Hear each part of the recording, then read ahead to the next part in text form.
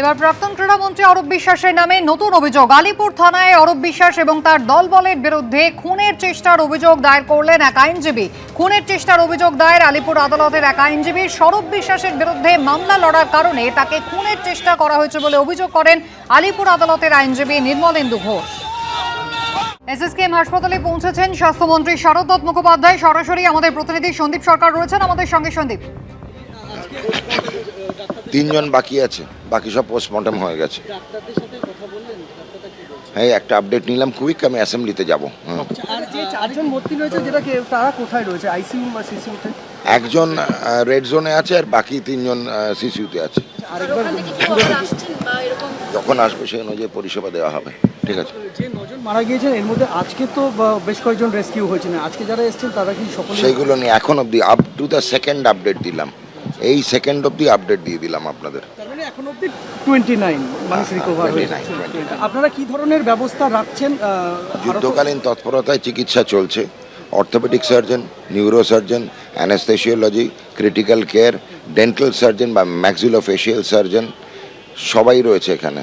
সুতরাং পরিষেবা একদম পর্যাপ্ত পরিষেবা।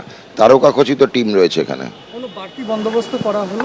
দরকার হলে করা হবে। এখন অবধি যে বন্দোবস্ত তাতে খুব ভালো পরিষেবা দেওয়া হয়েছে। পুরো আপডেটটা আরেকবার যদি বলে দেন। টোটাল ফাইনাল 30 জন, 9 জন মৃত, 1 জন রেড জোনে ক্রিটিক্যাল কেয়ারের, বাকি 4 জন ক্রিটিক্যাল কেয়ারে রয়েছেন আর 15 জন স্টেবল। কারো কি অপারেশনের প্রয়োজন? একজনের আছে, সেগুলো আমরা দেখছি।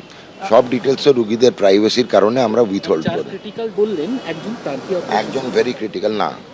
ঠিক আছে, আরো অ্যাডমিটের এখনো সম্ভাবনা হতে যখনই আসবে তখন। হ্যাঁ, ঠিক আছে, অ্যাসেম্বলি যাবো। আমরা দেখতে পেলাম স্বাস্থ্যমন্ত্রী শারদ মুখোপাধ্যায় তিনি এলেন এসএসকেএম হাসপাতালে, আপডেট নিয়ে গেলেন হাসপাতাল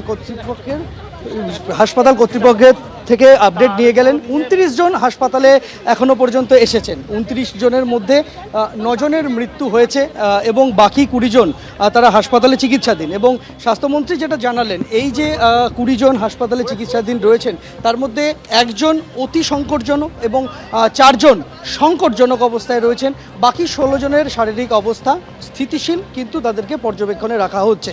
এসএসকেএম হাসপাতালের ট্রমা কেয়ার সেন্টারের সামনে এখানে তুমি দেখতে পাবে যে যারা পরিবারের লোকজন, যারা তাদের স্বজনদের খুঁজে বেড়াচ্ছেন, তারা আসছেন, তারা পুলিশের সাথে কথা বলছেন, তাদের পরিচয়পত্র, আধার কার্ড ইত্যাদি নিয়ে তারা পুলিশ আধিকারিকদের সাথে কথা বলছেন, জানার চেষ্টা করছেন কোনো খোঁজ পাওয়া যায় কিনা তা দেখছেন। যেটা স্বাস্থ্যমন্ত্রী জানালেন যে সব ধরনের বিভাগের চিকিৎসকদের প্রস্তুত রাখা হয়েছে যাতে কোনো রকমভাবেই চিকিৎসাজনিত কোনো সমস্যা না হয় সেটা নিশ্চিত করা হয়েছে। যে রোগী রেড জোনে রয়েছেন তার অস্ত্রোপচারের প্রয়োজন রয়েছে, সেই অস্ত্রোপচার আজ হতে পারে।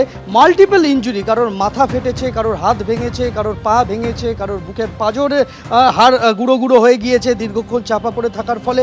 সব মিলিয়ে যারা এই মুহূর্তে ক্রিটিক্যাল বা অতি ক্রিটিক্যাল অবস্থায় রয়েছেন তাদের কিন্তু শারীরিক অবস্থা নিয়ে চিকিৎসকেরা উদ্বিগ্ন এবং তাদেরকে নিবিড় পর্যবেক্ষণে রাখা হয়েছে এবং হাসপাতালকে প্রয়োজনীয় সব রকম নির্দেশ দেওয়া হয়েছে স্বাস্থ্য দপ্তরের তরফে, এমনটাই স্বাস্থ্যমন্ত্রী জানিয়ে গেলেন।